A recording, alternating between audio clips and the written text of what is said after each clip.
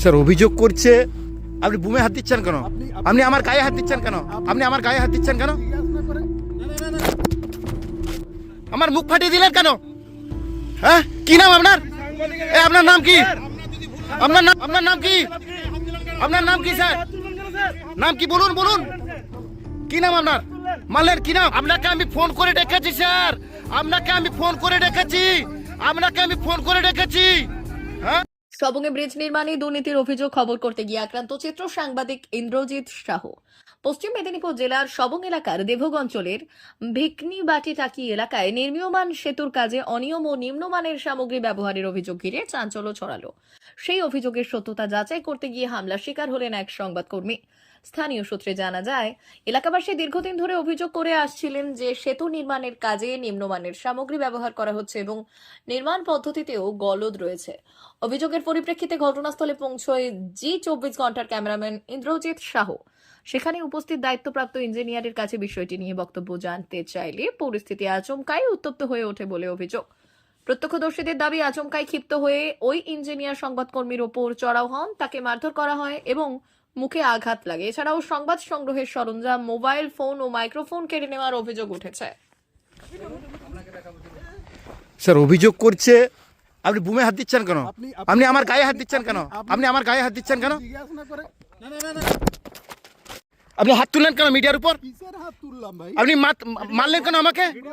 Sir মারলেন কেন আমাকে? কি নাম আপনার স্যার? কি নাম আপনার? কি নাম আপনার? আপনি কি নাম আপনার? আপনি হাত তুললেন কেন? বুমে হাত দিলেন কেন? আপনি হাত দিচ্ছেন কেন বুমে? আপনি আমাকে মারলেন কেন? গালে চোট মারলেন কেন? কি নাম আপনার? কি নাম আপনার? কি নাম? মিডিয়াকে আপনি হাত তুললেন কেন? কি নাম? আমার মুখ ফাটিয়ে দিলেন কেন?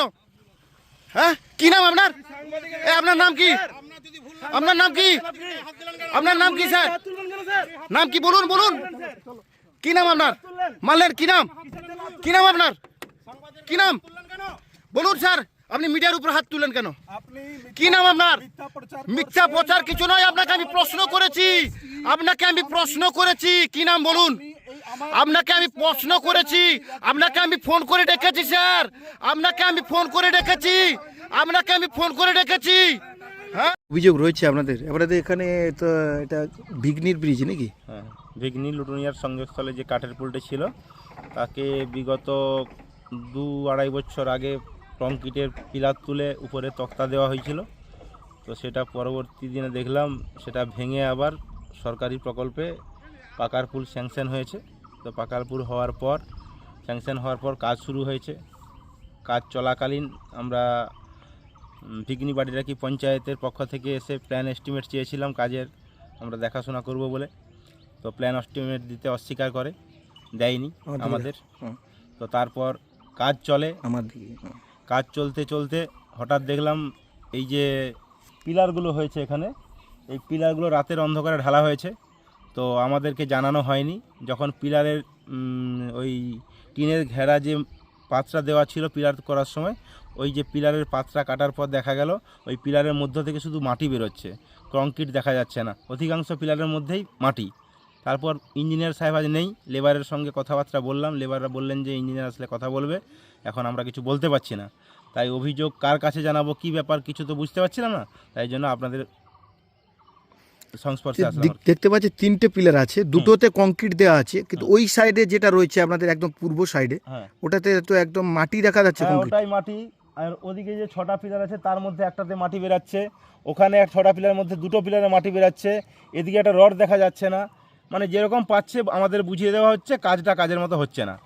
মানে ওগুলোতে দেওয়া দরকার ছিল কংক্রিট, মানে সিমেন্ট গুটি বালি দিয়ে কংক্রিটের তৈরি হওয়ার কথা, কিন্তু এখন দেখা যাচ্ছে ওর ভেতরে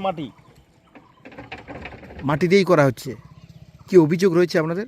ভালোভাবে যেন কাজটা হয়, এটা আমাদের দাবি। এলাকার কাজ ভালোভাবে করতে হবে। এটাকে দুর্নীতি হচ্ছে মনে হচ্ছে? একদম। তাহলে যদি দুর্নীতি না হচ্ছে তাহলে আমাদের প্ল্যান এস্টিমেট দেওয়া হয়নি কেন? আমরা চেয়েছিলাম তো প্ল্যান এস্টিমেট, আমাদের দেওয়া হোক। পঞ্চায়েতের তরফ থেকে আমরা চেয়েছিলাম, আমাদের অস্বীকার করেছে প্ল্যান এস্টিমেট দেওয়ার জন্য, দেয়নি প্ল্যান এস্টিমেট। কি নাম আপনার? বাসুদেব বেরা, ভিগনিবাটি টাকি। আপনারা ইঞ্জিনিয়ারকে বলেছিলেন? এখানে ইঞ্জিনিয়ারকে বলেছিলাম, উনি বললেন প্ল্যান এস্টিমেট পেতে গেলে পঞ্চায়েতের প্যাডের উপর অ্যাপ্লিকেশন করে ওকে দিতে হবে, তবে সে দিবে, নাহলে আমাদের এলাকার মানুষকে কোনো এস্টিমেট দেবে না। সে বলে দিয়েছে আমাদের। আপনার নামটা বলুন। বাসুদেব বেড়া, ভিগনি বাড়িটা কি। এখানে 6টা পিলার আছে, তার মধ্যে আপনার বাম সাইডে দেখা যাচ্ছে যে পিলারগুলো রয়েছে ওগুলো তো কংক্রিট রয়েছে, কিন্তু আপনার ডান সাইডে পূর্ব দিকে ওই যে পিলারটা রয়েছে ওখানে দেখা যাচ্ছে পুরো পিলারটাতে মাটি দেখা যাচ্ছে। কি বিষয়, কি বৃত্তান্ত? এইরকম কাজ হচ্ছে। তো এখানে তো টিএমসির যারা বড় বড় নেতা, মন্ত্রী, সন্ত্রী, তারা এসে কাজ দেখে, তারা এই সমস্ত করছে। এদের কোনো দোষ নেই, দেখভালটা করো ওরাই। রড চলে আইলো, আইসা দাঁড়িয়ে থাকলো, দেখি আমরা দেখি লোড হচ্ছে, তার লোক নেই, নেতা এসে লোড আনলোড করতেছে। সিমেন্ট গাড়ি চলে আইলো, তারা চলে আইলো, দেখি তারা তার করতেছে। রাত্রে ভিত্তে কাজ হচ্ছে এখানে, কী করছে, কীরকম কাজ হচ্ছে ভগবান জানে, ঈশ্বর জানে, আর ওরাই জানে, আমরা বলতে পারবো না। কত ফুট রয়েছে পোলটা? আচ্ছা, এই পোলটা 100 ফুটের বাইরে আছে, মানে দৈর্ঘ্যটা। প্রস্তটা কত আছে বলতে পারবো না, কিন্তু মানস বিহার আমাদের যে মন্ত্রী বাড়ির আগের দিকে ঠিক একটা পুল হচ্ছে, ব্রিজ হচ্ছে, সেই ব্রিজটা 60 ফুট, তাতেও যা পিলার একই ব্যাস, একই ব্যাসার্ধ, আর এখানেও 120 ফুট মতো, এখানে 52 ফুট, 152 ফুট মতো, তার এখানেও তার একই পিলার, একই রড, একই সব, এক্সট্রা কিচ্ছু নেই। এই পিলারগুলোতে দেখা যাচ্ছে যে মাটি। কংক্রিট রয়েছে, না। ওটাতে মাটি। মাটি। তার মানে কি কোনো দুর্নীতি রয়েছে নাকি? দুর্নীতি তো অবশ্যই আছে, দুর্নীতি না হলে মাটির কংক্রিট হবে? টোটালটাই তো দুর্নীতি দাদা, কি বলবো, আর এখানে করার কিছু নাই। কোথাও সবাই সব জানে, আমরাও জানি, তোমরাও জানো, সবাই জানে। অভিযোগ কি কোথাও হয়? করেননি? না, সকালে কাজ বন্ধ করছিলাম, তারপর ওরা আবার কথা দিল, আমরা এটা ঠিকঠাক করে দেবো। হ্যাঁ, এই রকম চলছে। কি ঠিক করবে ভগবান জানে, তার কংক্রিট গাড়া হয়ে গেছে, সেখানে কি ঠিক হবে ভগবান জানে একমাত্র। মানে সিমেন্টের বদলে 20 বদলে আপনার মাটি দেওয়া হচ্ছে কংক্রিটে, পিলার তোলা হচ্ছে মাটি দিয়ে। উন্নয়ন, এরই নাম উন্নয়ন, এটাই তো উন্নয়ন। স্থানীয় বাসিন্দা হিসেবে প্রতিবাদ করেন? হ্যাঁ, অবশ্যই, সকালে সে কাজ বন্ধ করে দিলাম তো আমরা, তারপর ওরা কথা দিল যে ঠিকঠাক করে দেবো, করলে করবে, কী করবো আমরা, আর কত কী বলবো।